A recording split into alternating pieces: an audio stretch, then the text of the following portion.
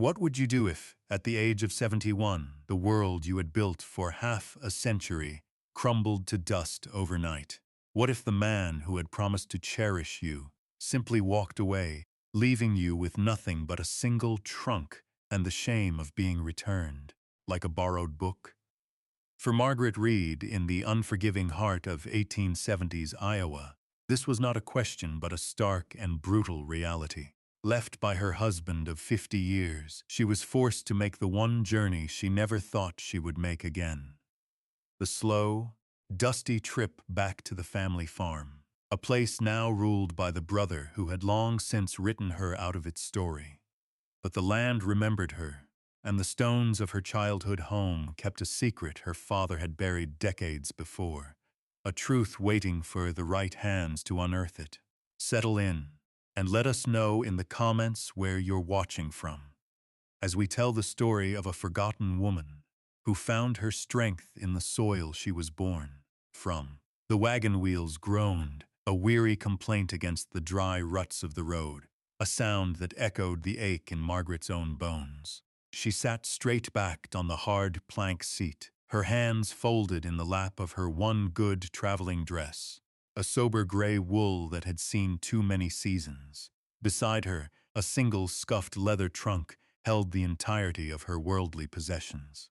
Everything else, the house in the city, the furniture polished with 5 decades of her own effort, the life she had known, now belonged to Walter's new beginning, a beginning that did not include her. A flicker of memory, sharp and unwanted, stung her mind, the scent of bay rum in their bedroom, the cold, final tone of his voice. "I find I require a different sort of life now, Margaret. A younger life." He hadn't shouted. He hadn't even seemed angry. He had pronounced her sentence with the calm indifference of a judge closing a case. File now, the landscape of her youth unspooled around her, vast and indifferent. The corn stood tall and green, whispering secrets to the wind. The sky was a searing, endless blue, dotted with clouds so white they hurt the eyes. It was a beautiful land, a hard land. It made promises it didn't always keep. She had left this place as a vibrant bride of 21, full of nervous hope, her hand tucked in Walter's arm. She returned as a woman of 71, her face a roadmap of sorrows, her hands gnarled by work, her spirit worn as thin as an old sheet. The town of Providence finally appeared on the horizon, a smudge of wood and dust against the prairie. As the wagon rattled down the main street, faces turned, windows framed curious eyes. Whispers followed her like a cloud of gnats. She was a ghost. A cautionary tale returned to haunt the place of her birth. She kept her gaze fixed forward, her chin held at an angle that was more habit than defiance. At the livery stable, a man with a kind, weathered face and shoulders, stooped from a lifetime of lifting harnesses, stepped out to meet the stage. "Jed," she murmured, her voice rusty from disuse. He took her hand, his grip warm and solid. "Margaret," he said, his eyes holding a world of unspoken sympathy. "Came back." It wasn't a question. "Had to, Jed," she replied, the simple words carrying the weight of her entire collapsed world. He loaded her trunk onto his own small buckboard, without a word, the heavy silence a comfort. He was the only person she had written to. A single, desperate letter asking if he knew of any work, any place a woman her age could be of use.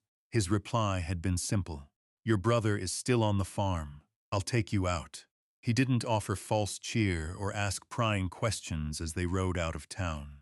He just drove, his presence a quiet anchor in the swirling tide of her uncertainty.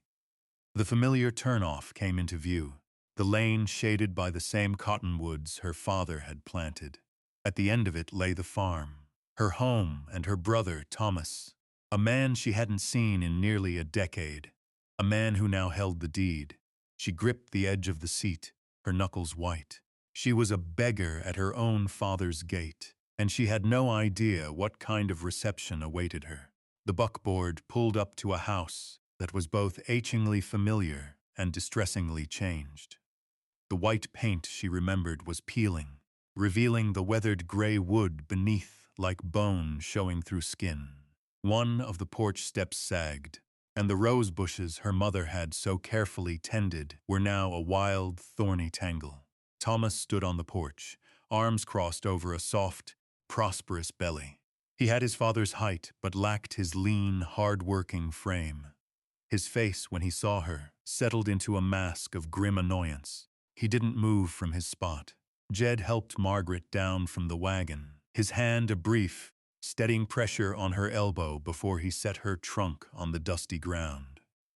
"I'll be in town if you need anything, Margaret," he murmured. Then tipped his hat to Thomas and turned the buckboard around, leaving her alone to face her brother. She walked toward the porch, each step feeling heavier than the last. The old farm, the fields stretching out to the horizon, the sturdy barn. This was the disist object of her life, the legacy she had been taught to revere and then forced to abandon. Now, she herself was the dismissed object, standing before the man who possessed it all. "Thomas," she said, her voice quiet. He grunted in response. "What do you want, Margaret?" he asked, his tone flat and unwelcoming. There was no pretense of familial warmth, no inquiry after her health or her journey. "Walter, he's left me," she said, the words tasting like ash. "I have nowhere else to go. I came to ask if I could stay. I can work. I can earn my keep." A short, humorless laugh escaped him. "Work? At your age? What work can you do?" He looked her up and down, his gaze lingering on her worn dress and the deep lines on her face. "This is a working farm, not a charity house." He was the lord of this manor, and he was making sure she understood her place as a supplicant. She stood silent, absorbing the insult, her pride a small, hard knot in her stomach. His wife, Sarah, a nervous woman with darting eyes, appeared in the doorway behind him, wiping her hands on her apron. She offered Margaret a tight, fleeting smile, but said nothing. "Please, Thomas," Margaret said, her voice dropping lower. "Just a corner to sleep in." He seemed to consider it, his eyes narrowing. He wasn't considering her comfort, but the inconvenience of her presence weighed against the potential for town gossip if he turned his own sister away. Finally, he gestured with his chin toward a small, windowless stone building set off from the house. "You can have the old milk house," he said. "It's dry, mostly. Don't expect to be waited on." The milk house. It was where they had kept butter and cream cool in the damp, subterranean air. It was barely more than a cellar with a roof. It was a calculated cruelty, a place for things, not people. Without another word, she picked up one handle of her heavy trunk. Thomas watched White without moving to help. After a moment's hesitation, Sarah scurried down the steps and took the other handle, her grip surprisingly strong.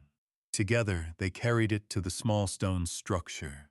Inside, the air was cold and smelled of damp earth and disuse. A simple cot stood against one wall, covered in a dusty canvas. That was it. As Sarah hurried back to the main house, Margaret stood in the center of the cold, dim room, the door swinging shut behind her, leaving her in near darkness. In that moment, the full weight of her desolation crashed down. She had nothing. She was nothing. Just then, a scratching sound came from the door.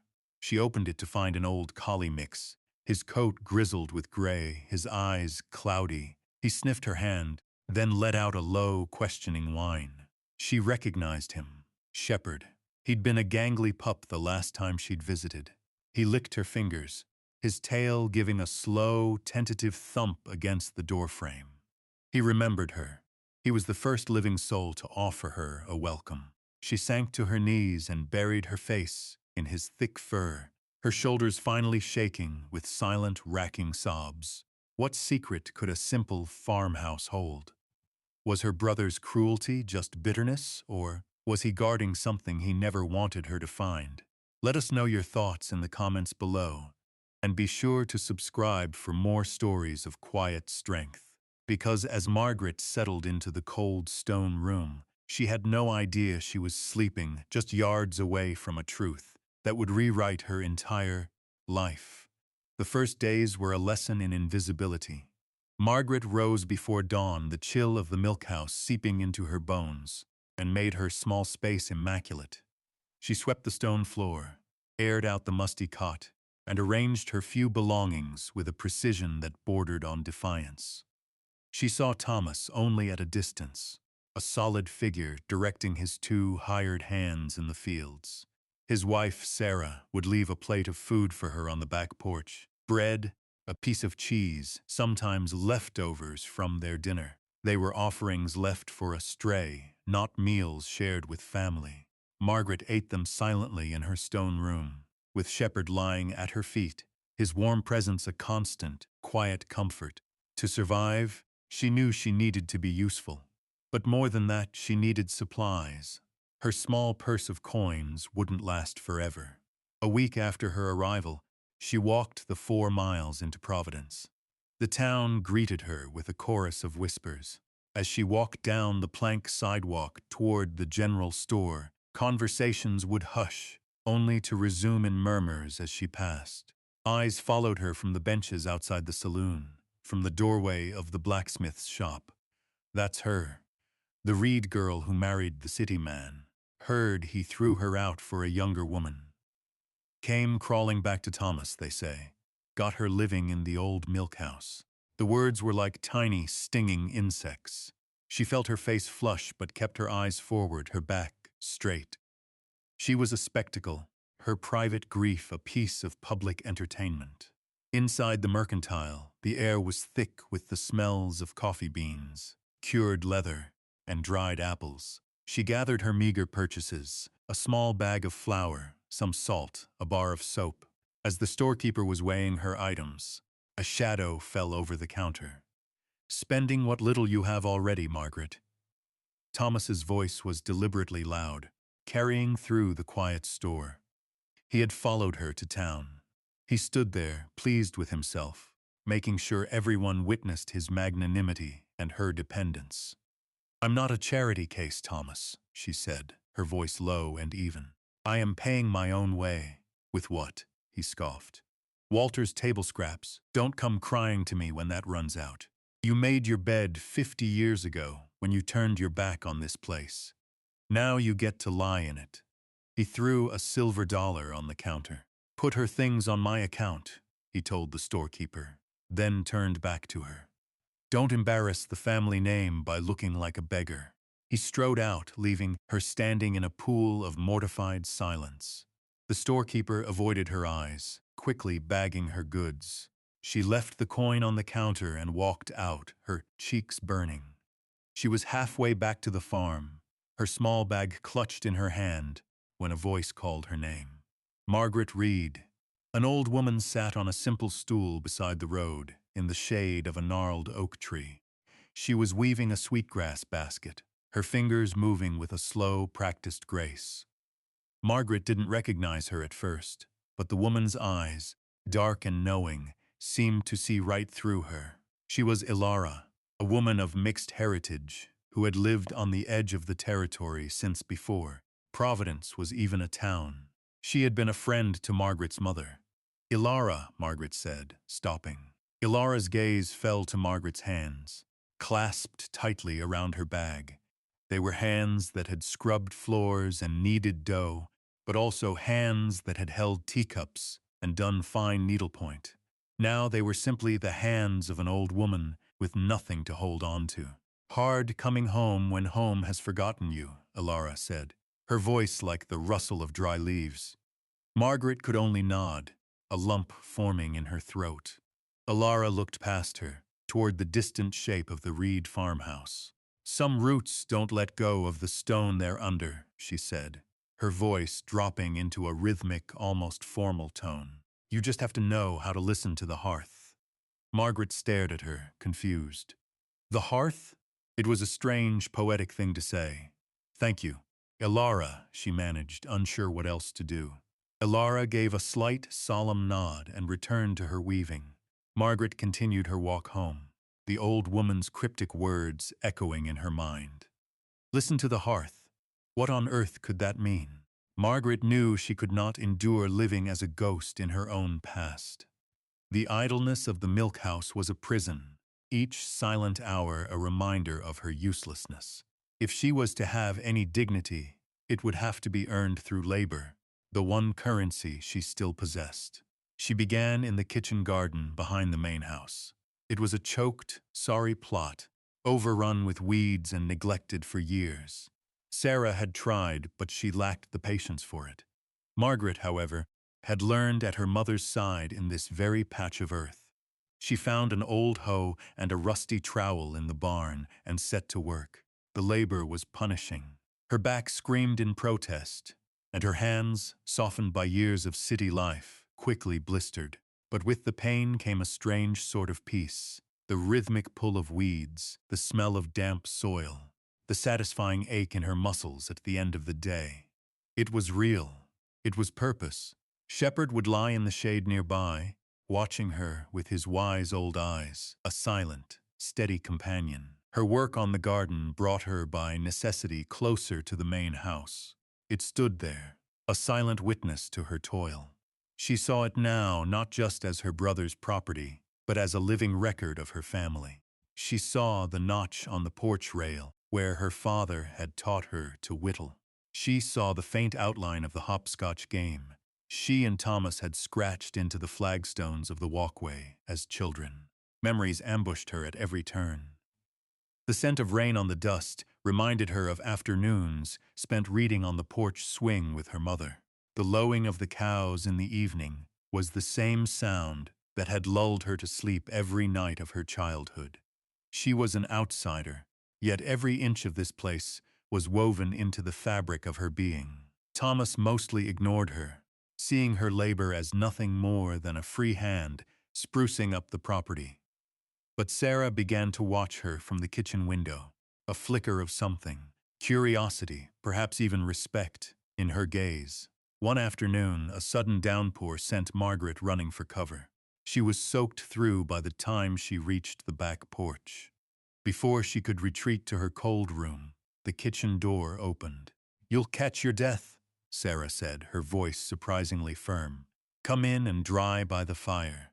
It was the first invitation she'd received to enter the house as anything other than a delivery woman. Hesitantly, Margaret stepped inside. The warmth of the kitchen enveloped her, a welcome shock after the damp chill. Sarah handed her a rough towel and pointed toward the main living space. "Go on. The fire's going." Margaret walked into the front room, the heart of the house. The air smelled of wood smoke, drying wool, and the faint, familiar scent of old books and beeswax. The light from the fire danced on the familiar furniture, casting long, wavering shadows. Shepherd, who had followed her in, padded silently across the floor and lay down on the rug before the fireplace, letting out a contented sigh. Margaret sank into a worn armchair near the hearth, the heat a blissful comfort on her chilled skin, and then she saw it, the hearthstone. It was one massive slab of dark gray slate, dragged from the quarry by her father and his brothers decades ago. It had always been the anchor of the room, the center of their family life. She remembered sitting on it as a child, her father telling her stories while the fire crackled. She remembered her mother kneeling on it to bank the embers for the night. Ilara's words came back to her, clear as a bell in the quiet room. "Listen to the hearth." Her eyes traced its familiar shape, the rough-hewn edges, the surface smoothed by generations of use. For a long moment, she just looked, feeling a swell of foolish disappointment. It was just a stone, solid, immovable, unchanging. What could it possibly have to say? She let out a slow breath, feeling the fool for putting any stock in an old woman's strange pronouncements.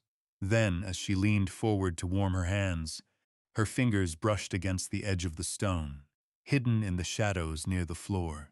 She ran her hand along it, expecting smooth, cool slate, but her fingertips snagged on something. Not a crack, but a faint, unnaturally straight line, almost invisible in the soot and dim light. The faint line on the hearthstone became an obsession. It was a loose thread in the tightly woven fabric of her memory, a detail that refused to fit. During the day, as she wrestled with the stubborn weeds in the garden, her mind was in the front room, tracing that barely there seam. It was too precise for a natural fissure in the rock. It felt deliberate, It felt like a secret. She needed to get a closer look, but opportunities were scarce.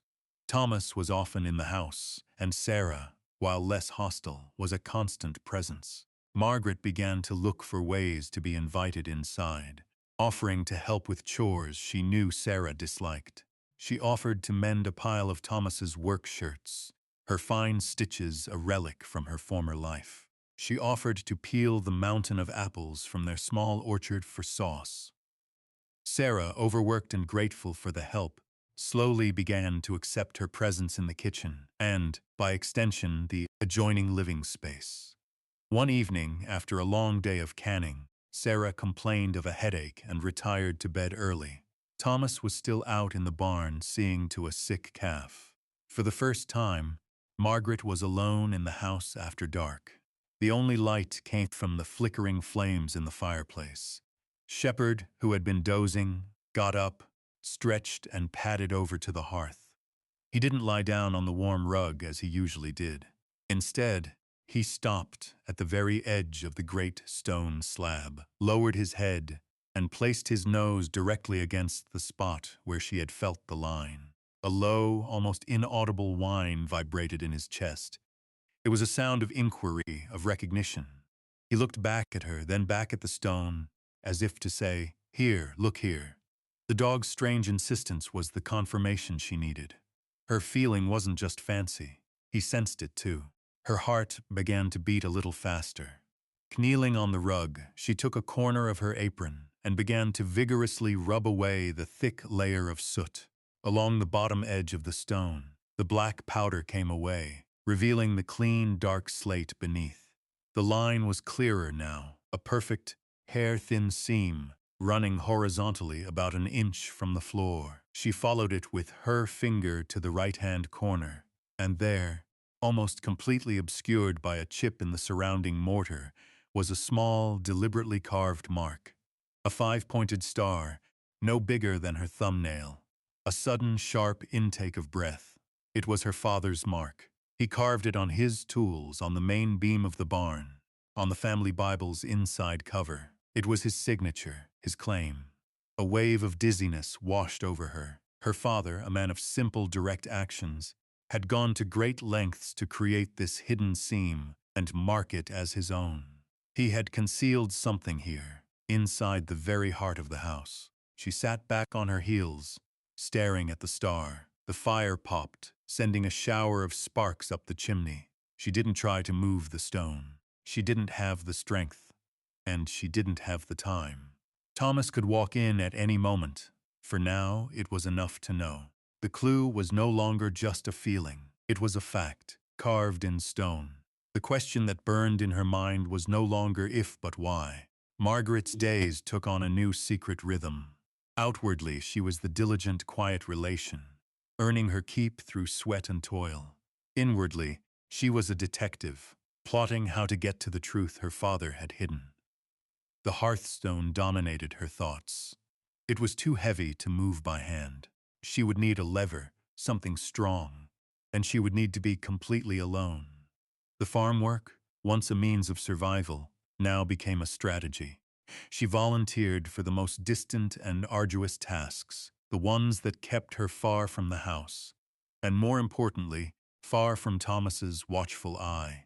She offered to repair the long stretch of fence bordering the north pasture, a full day's walk and work. She spent 2 days clearing the stones and debris from the old secondary well at the far end of the property. Thomas readily agreed, seeing it only as free labor that saved him from hiring another hand. He began to pay her less and less attention, dismissing her as a harmless old woman content with her drudgery. This was exactly what she wanted. Through this intense physical labor, something shifted within her. Her hands, once blistered and soft, became calloused and capable again. The Iowa sun browned her face, and the constant work strengthened the muscles in her back and arms. She was reconnecting with the land not just through memory, but through effort. With every fence post she set, with every bucket of stone she hauled, she felt a deeper connection to her father. She remembered him teaching her how to stretch wire, how to read the clouds for rain, how to feel the readiness of the soil. He had taught her the language of the farm, a language she was now fluent in once more. Shepard was her constant shadow on these expeditions, trotting faithfully at her heels, his presence a silent conversation. He would watch her work for hours, his gaze steady, as if he understood the importance of her mission. One afternoon, while clearing a corner of the barn that hadn't been touched in years, her hand brushed against something hard and iron under a pile of rotting burlap sacks. She pulled it out. It was her father's old pry bar, a long, heavy piece of forged steel, rusted but solid. She remembered the weight of it, the specific curve of its flattened end. He had called it his pursuiter. She stood for a long moment just holding it, the cold metal a tangible link to him. This was the tool. This was the key. She glanced around the barn, her heart thumping. No one was watching.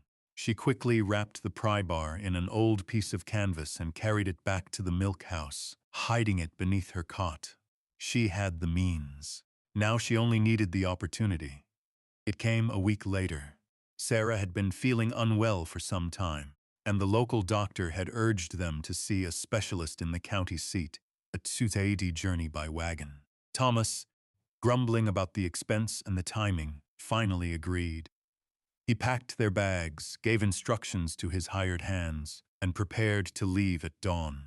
He gave Margaret a cursory glance. "Keep an eye on things," he'd ordered, not as a request, but as a command to a servant. "Don't burn the place down." As their wagon disappeared down the long lane, a profound silence settled over the farm. For the first time in months, she was truly alone. The house stood waiting. The pry bar was hidden beneath her bed. The sun began its slow descent, painting the sky in hues of orange and purple. Night was coming, and with it, her chance. The house was a cavern of silence, holding its breath. Margaret moved through it with the reverence of a pilgrim entering a shrine. She lit a single kerosene lantern, its golden glow pushing back the deep shadows but not dispelling them. The only other sound was the anxious whine of Shepard, who paced by the great hearth, his claws making soft clicking sounds on the wooden floor. He knew. He could feel the tension in the air, the convergence of past and present. Margaret retrieved the pry bar from the milk house. It was cold and heavy in her hands, a piece of her father's strength. She carried it into the living room and set it down. A tremor of fear ran through her. This was a violation, an act of breaking and entering in her brother's home. But then Alara's words returned, a steadying whisper in her mind. Listen to the hearth. Her father had left a message. He had wanted it to be found. This wasn't just her brother's house. It was her father's legacy, and she was a part of it. Taking a deep breath, she knelt. She found the seam with her fingertips and carefully worked the flattened end of the pry bar into the thin crack. It was a perfect fit. Her father, a man who valued precision, had designed it this way. She put her weight on the end of the bar. Nothing. The stone was immense, settled by 70 years of gravity. She repositioned the bar, using a small block of wood as a fulcrum. She pulled again, grunting with the effort, putting every ounce of her 71 years of strength into the motion. A low, groaning screech of stone, scraping stone, echoed in the silent room. It moved. Only an inch, but it moved. Hope surged through her. She worked with a desperate, focused energy, leveraging the stone up bit by bit, shoving pieces of firewood into the growing gap to hold it. Sweat beaded on her forehead and ran into her eyes. Her breath came in ragged gasps. Finally, the stone was raised high enough to tilt back, resting heavily against the brick of the fireplace. She peered into the darkness below. A square cavity, about 2 feet wide, had been carved out of the earth. It was lined with thick black oilcloth to keep out the damp, and nestled in the center was a dark metal box, a simple tin deed box, its surface flecked with rust. With trembling hands, she reached in and lifted it out. It was heavier than it looked. She carried it to the big oak table and set it down in the pool of lantern light. Shepard rested his head on her lap, giving a low sigh. She stared at the box for a long moment, her heart pounding against her ribs. This was it, the secret. Using the tip of a small knife from the kitchen, she pried open the rusted latch. The lid creaked open. The air that escaped smelled of dry paper, leather, and time itself. On top lay a slim, leather-bound ledger. She opened it. Her father's familiar, neat script filled the pages. It was a farm journal, detailing planting dates and crop yields, but it was also a diary. She read a passage from 25 years ago. Thomas has a good head for numbers, but a poor heart for the land. He sees it as a thing to be owned. Margaret, she always saw it as a thing to be cared for. I worry what will become of this place. Below the ledger was a small, heavy cloth bag. She untied the string. Inside, a handful of gold coins gleamed in the lantern light. An emergency fund, a lifeline, and there, at the very bottom, lay a single folded document, tied with a faded piece of twine and sealed with a blob of dark red wax. Stamped into the center of the wax was the small, perfect shape of a 5-pointed star. Her hands shook so badly she could barely break the seal. She unfolded the crisp, dry paper. It was his last will and testament, written in his own hand. The language was clear, simple, and utterly earth-shattering. I leave my farm and all property upon it to my beloved daughter, Margaret Reed, for her sole use and stewardship. It is my wish that she provide a home and hearth for her brother, Thomas, should he ever have need of it, for he is my son. But the land knows its own. The will he had filed in town, the one that gave everything to Thomas, had been a decoy. This was the real one. He hadn't trusted Thomas. He had trusted her. She held the truth in her hands, the paper trembling, and outside the wind began to howl, a prelude to the storm that was about to break. Just as the last line of the will imprinted itself on Margaret's mind, the world outside erupted. The wind, which had been a low moan, rose to a furious shriek, rattling the window panes in their frames. A flash of lightning bleached the room white for a second, followed by a crack of thunder, so loud it seemed to shake the very foundations of the house. The sky opened up and rain began to fall not in drops but in solid wind-driven sheets. It was a true Iowa tempest, a violent squall that clawed at the old farmhouse. Margaret quickly and carefully placed the will and the ledger back in the tin box, slid it under the table, and turned her attention to the house. This was her father's house, her house, and the storm was trying to tear it apart. A sudden, sharp crack from upstairs, followed by the sickening sound of splintering wood and a cascade of water, sent a jolt of alarm through her. The roof. The leak Thomas had been meaning to fix. She didn't hesitate. Grabbing the lantern, she hurried up the narrow staircase. The sound was coming from the master bedroom, Thomas and Sarah's room. Water was pouring through a gaping hole in the ceiling where the storm had ripped away a section of shingles, cascading directly onto their fine mahogany bedstead. Without a thought for her brother's possessions versus her own, she began to act. She shoved the heavy bed away from the torrent, her adrenaline giving her a strength she didn't know she possessed. She grabbed every bucket, basin, and pot she could find, lining them up to catch the deluge. The room was awash, the expensive rug soaked, but she was saving the plaster walls and the floorboards from utter ruin. Just as she was wrestling a heavy wash basin into place, a frantic, desperate pounding came from the front door. Shepard erupted in a volley of barks downstairs. Who could possibly be out in this? Fearing an emergency, she rushed down. Through the rain-lashed window, she saw a terrifying sight. A wagon tilted at a dangerous angle in the muddy lane, one of its wheels shattered. A man was struggling to control a panicked horse. Wasting no time, she unbolted the heavy door. A man, a woman clutching a small child, and a torrent of wind and rain burst into the room. "Please," the man gasped, soaked to the skin. "Our wheel broke. We need shelter." It was Mr. Davies, the lawyer from Providence, with his wife and young son. They had been returning from a visit and were caught in the storm's fury. "Of course," Margaret said, her voice calm and steady.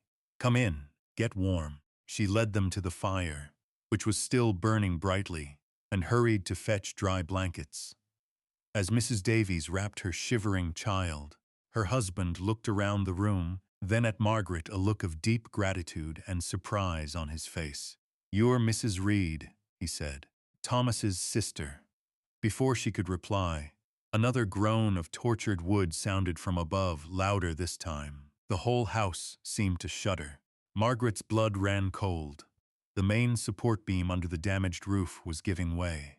With a decisive nod, she grabbed the pry bar. "Stay here," she told the terrified family. She was not just sheltering them, she was going to save the roof over their heads. Using the immense lever and a stack of sturdy oak logs from the woodpile, she single-handedly began to shore up the groaning ceiling, creating a crude but effective brace that would hold against the storm's rage. In that moment, she wasn't a forgotten old woman. She was the mistress of the house, defending it against chaos. The storm raged on, but inside, under her care, the house held. At dawn, the rain finally subsided, and through the clearing mist, she saw a wagon making its way slowly up the muddy lane. Thomas was home. Thomas Reed crested the hill and stopped his wagon, his mouth falling open. He saw the lawyer's broken carriage stranded in the mud mister, Davies trying to calm his horse, and a gaping raw wound in the roof of his house. A hot surge of fury went through him. Margaret. She had been left in charge, and now his home was in ruins. He stormed toward the porch, his face a thundercloud, ready to unleash a torrent of blame. But before he could utter a single word, Mr. Davies stepped forward, his expression grave. "Thomas," the lawyer said, his voice carrying an authority that stopped him in his tracks, "you should be grateful. Your sister just saved your home, and she gave my family shelter and saved us from a terrible night." Thomas stared, dumbfounded. He looked from the lawyer's sincere face to the house. He saw the buckets lined up in the yard, overflowing with rainwater. He saw the makeshift but sturdy-looking brace, visible through the upstairs window. And then he saw Margaret standing in the doorway. She wasn't defiant or afraid. She was simply exhausted, her dress stained with mud and water, her face pale in the gray morning light. She looked like a soldier after a long battle. The anger drained out of him, replaced by a confusing swirl of shock and shame.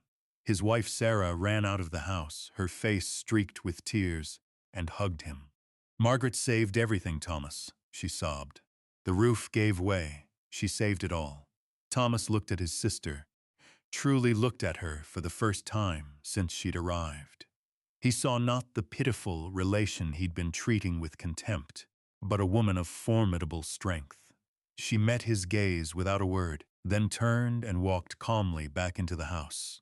A moment later, she returned, carrying the tin box. She walked directly to Mr. Davies and held it out to him.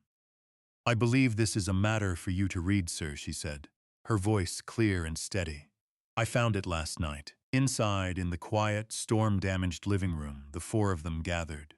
Mr. Davies, his lawyer's curiosity now fully piqued, opened the box and took out the folded document. He read it silently first, his eyebrows rising higher and higher. Then he cleared his throat and looked at Thomas, then at Margaret. In the presence of these witnesses, he began formally, "I will read the last will and testament of Arthur Reed, dated May 12, 1849. He read the document aloud. The simple, powerful words filled the room, settling into the silence left by the storm. When he finished, the quiet was absolute. Thomas sank into a nearby chair as if his legs could no longer support him. It was his father's hand. It was his father's seal. The ledger, which Mr. Davies briefly scanned, confirmed the intent with heartbreaking clarity. His father had seen the flaw in his character 25 years ago. "This is a holographic will," Mr. Davies said gently but firmly, "written entirely in your father's hand. In this state, it is legally binding and supersedes any previously filed documents. The farm, Thomas, is not yours." He turned to Margaret. "It is, and legally always has been yours, Mrs. Reed. The story spread through Providence with the speed of a prairie fire. It was carried by Mr. Davies, who told everyone of his family's rescue at the hands of a capable, courageous old woman. It was confirmed by the legal filing he submitted the next day. The townspeople who had whispered and mocked now spoke in tones of awe. The narrative had been rewritten. Margaret was no longer the abandoned wife who came crawling back. She was the rightful heir, the long-lost daughter of the land who had returned to claim her birthright and save her legacy from ruin and neglect. The chorus of laughter had turned to one of reverence. The legal matter was settled, but as Margaret stood on the porch, looking out at the rain-washed land, she knew the more difficult work was just beginning. How does a family put itself back together after the truth has torn it apart? The seasons turned. The raw wound in the roof was mended, the new shingles a neat patch against the weathered gray ones. The summer sun gave way to the crisp, golden light of autumn. The farm, under Margaret's steady hand, began to breathe again. The garden produced a bounty that filled the shelves of the cellar. The fences were straight and strong. The house felt less like a place of conflict and more like a home. Margaret no longer slept in the cold milk house. She had taken her parents' old room, the one with the window that looked out over the eastern fields, the one where she could watch the sun rise. Thomas and Sarah remained, living under her roof as her father's will had stipulated. The dynamic was profoundly, irrevocably changed. Thomas, humbled and stripped of his assumed authority, had become quiet, withdrawn. He still worked the land, but now he worked alongside the hired hands, his movements lacking their former swagger. One evening, as the sun began to dip below the horizon, painting the clouds in shades of amber and rose, Margaret sat in a rocking chair on the front porch. The air was cool and smelled of wood smoke and fallen leaves. Shepherd, now slow and content in his great age, rested his heavy head on her lap, his eyes closed. The front door opened and Thomas stepped out. He held 2 steaming mugs. He silently handed one to her. It was a simple gesture, but it was the first of its kind, an offering of peace. He didn't sit in the other rocker, the one that had been his. He leaned against the porch rail, looking out at the same view she was. For a long time, neither of them spoke. The silence was not uncomfortable, but contemplative. Finally, Thomas cleared his throat. "Father was right," he said, his voice low, almost a whisper. He didn't look at her, but at the fields his father had cleared. "You were always the one who understood the land. I just saw it as a thing, an inheritance. You see the life in it." Margaret took a slow sip of the hot, sweet tea. She looked down at her own hands resting on the dog's head. They were the hands of a farmer again, calloused and strong, etched with the story of her labor. She looked out at the rolling fields, the sturdy barn, the house that stood firm behind her. She felt the deep, quiet satisfaction of belonging. "He didn't leave me the farm, Thomas," she said, her voice soft but sure, carrying the moral she had spent a lifetime learning. "He left me the work. The rest is just what grows from it." Thomas finally turned and looked at her, a flicker of understanding in his eyes. He gave a slow, solemn nod. They sat together in the fading light, brother and sister, sharing the quiet peace of the golden hour. Home at last. Thank you for joining us for this story of quiet homecoming. It's a reminder that true inheritance isn't about what we're given, but what we choose to care for. If Margaret's journey moved you, please leave a like and a comment below, and be sure to subscribe for more tales of resilience and discovery. We'll see you next time.